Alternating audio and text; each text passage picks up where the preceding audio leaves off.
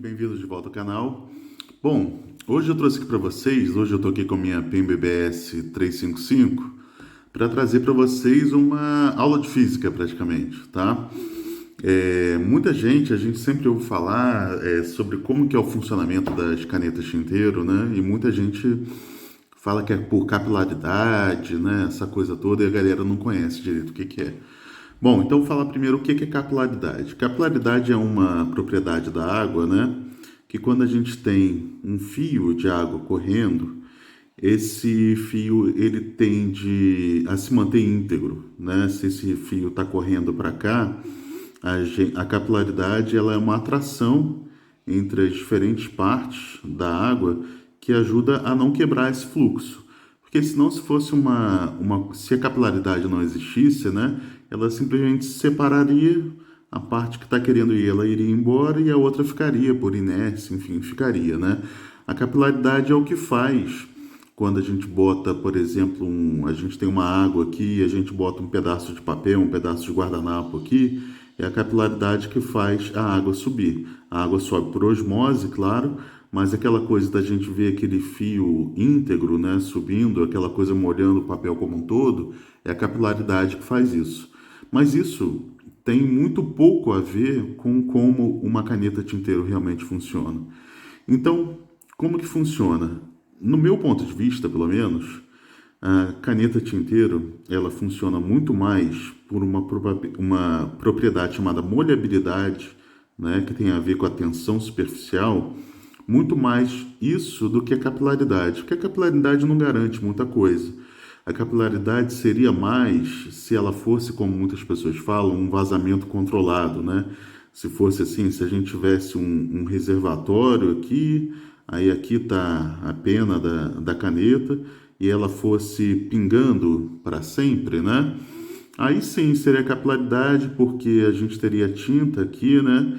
E para não quebrar esse fluxo, ela simplesmente continuaria seguindo o fluxo. Mas não é bem isso. Bom, então explicar um pouquinho o que é energia livre, o que é molhabilidade, o que é tensão superficial. Tá. Em todo objeto, todo líquido, até nos gases, né? Mas aqui o que interessa mais a gente são os líquidos. A gente tem os átomos lá nos materiais, né? A gente tem os átomos e todo átomo ele tem uma energia livre, ele tem uma instabilidade dentro dele.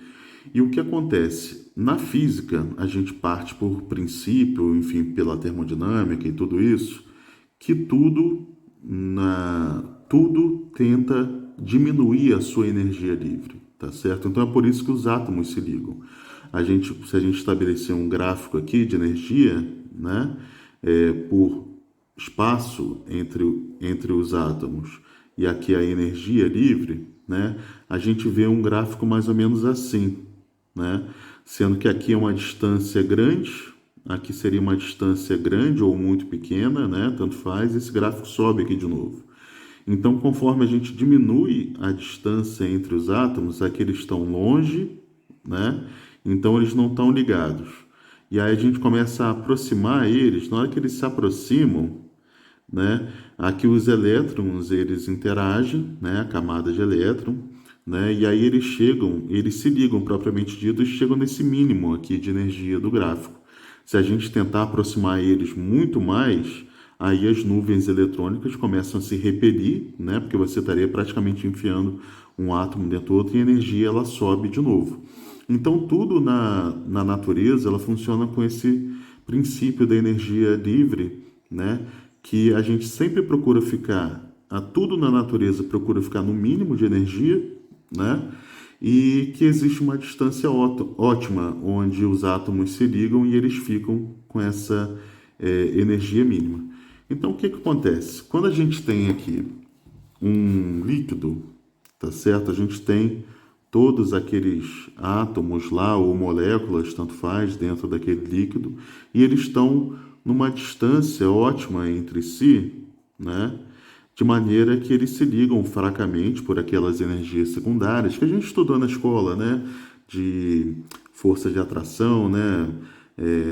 Aquela força de Van der Waals e energia, aquela Todas aquelas outras energias que agora me fugiram o nome, né? Mas significa que no líquido, quando você tem tanto nos sólidos também, tá? Quando você tem uma presença de vários átomos ou moléculas, eles se colocam em distância que eles se ligam, né? Eles têm afinidade entre eles porque eles são iguais, né?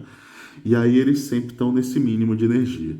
Só que o que acontece? Quando você tem uma superfície, tá certo? Aqui dentro estão todos aqueles átomos, né, ou moléculas, e aqui elas estão se ligando entre si.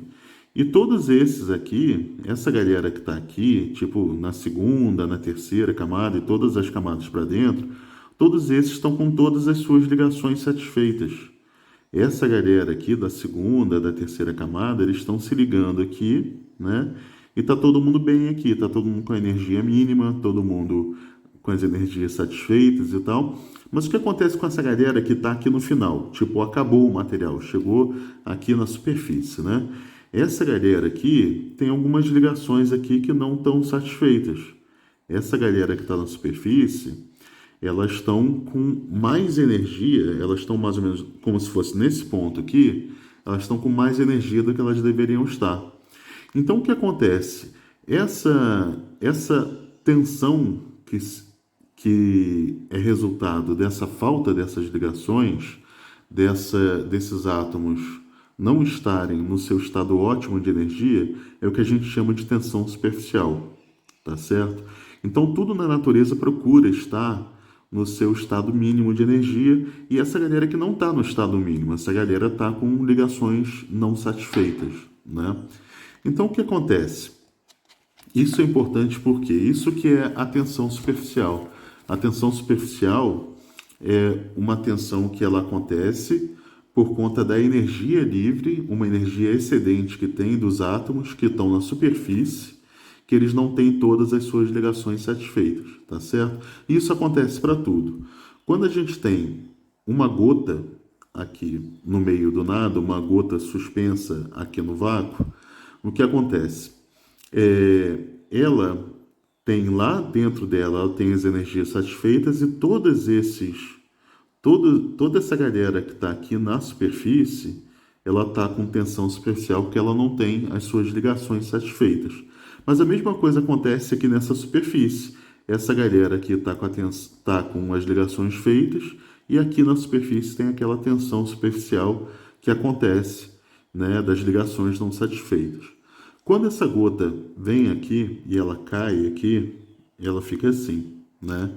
Então o que acontece? Existe uma interação entre a tensão superficial desse líquido aqui, dessa gota, e a tensão superficial dessa superfície. De maneira que aqui, onde elas têm contato entre elas, elas estão reduzindo a energia de ambas. E é por isso que uma coisa molha a outra, porque você está agindo um benefício mútuo, onde a tensão superficial do líquido está sendo diminuída em contato com aquela superfície, né? E por que isso importa? Acontece que às vezes uma superfície não tem compatibilidade com o líquido. É o que acontece, por exemplo, no caso do mercúrio. Por exemplo, se alguém já viu mercúrio líquido, quando tem uma superfície ele fica assim, ele fica redondinho aqui em cima. Ou seja, aqui ele está só tangenciando porque aqui ele não tem afinidade, ele não se liga com essa superfície. Então ele fica naquele formato esférico, né, ou quase esférico, porque ele não tem afinidade, ele não se liga. Aí o que acontece? Se um líquido, vamos dizer, aqui é uma superfície, um líquido cai, ele fica com um formato assim, um formato normal. Se ele tiver muita afinidade com a superfície, o que ele vai querer? Ele vai querer maximizar, aumentar essa superfície de contato aqui. Então, a gota fica assim. Ela fica achatada para aumentar essa superfície de contato. E se ela tem pouca afinidade com a superfície, ela fica, digamos assim, né? Essa superfície aqui fica bem pequenininha e a gota fica quase toda para fora, digamos assim. E por que isso é importante?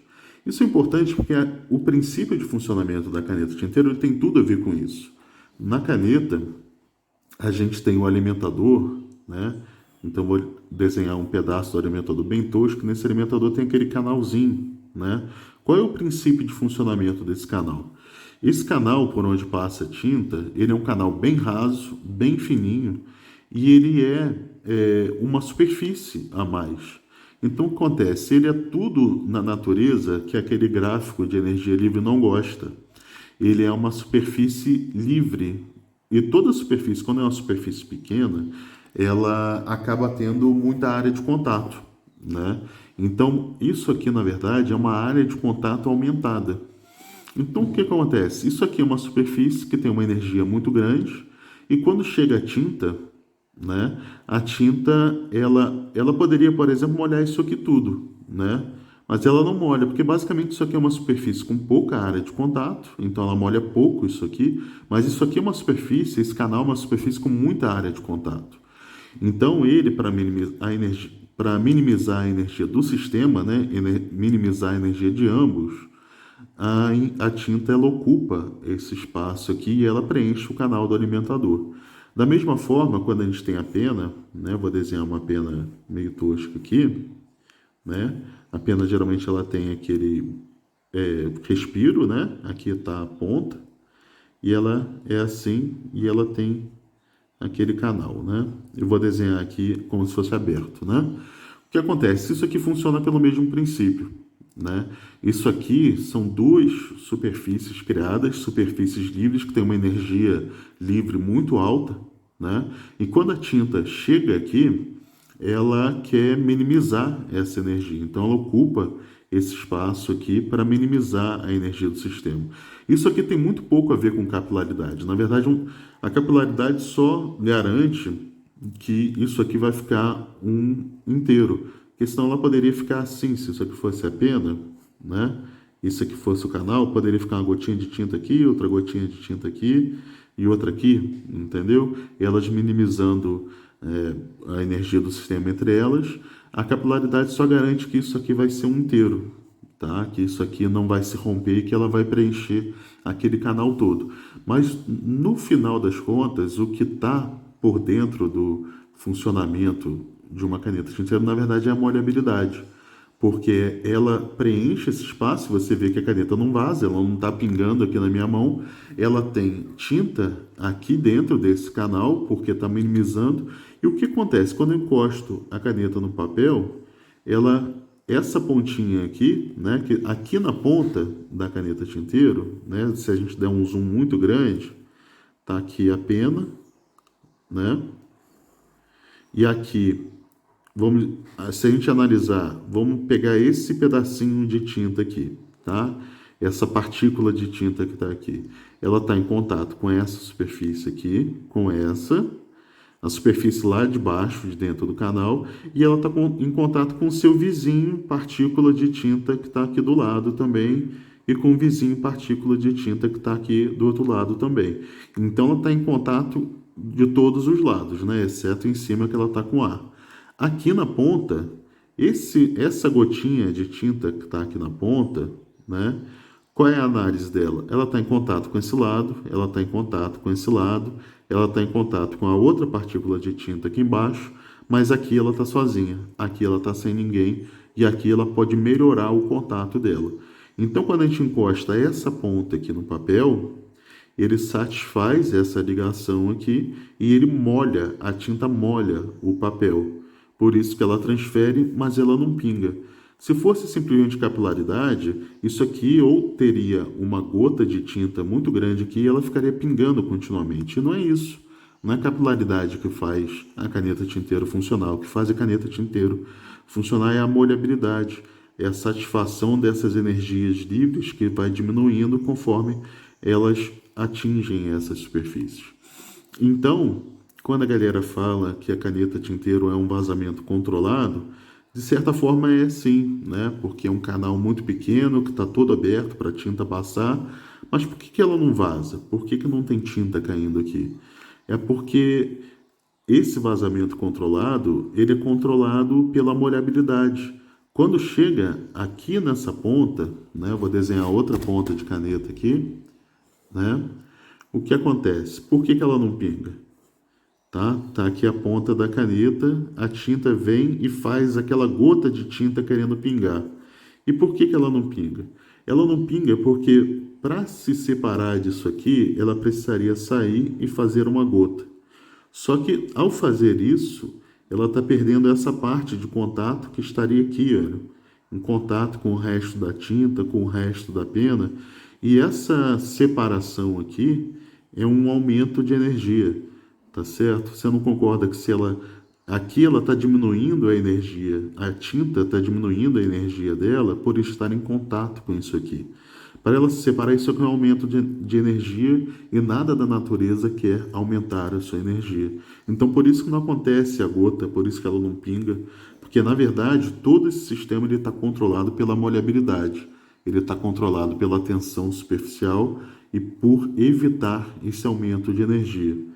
Bom, e é basicamente por isso que as canetas tinteiro funcionam. É por conta da molhabilidade.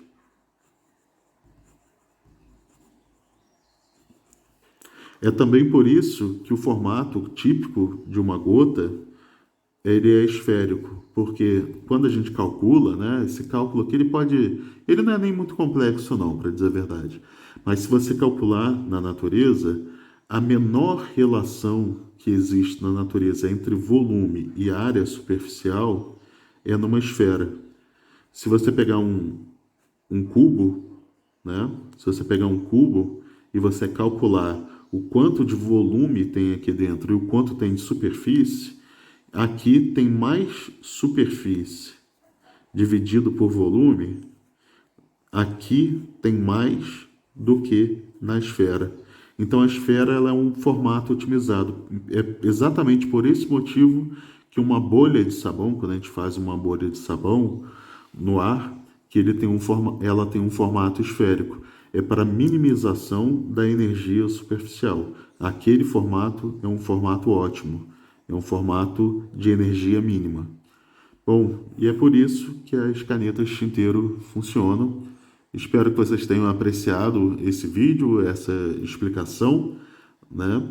E pelo menos eu, como engenheiro, eu acho isso bastante interessante e é mais um dos motivos de eu gostar tanto de usar essas canetas. Então eu fico por aqui, deixem um joinha aí, se inscrevam no canal e até a próxima.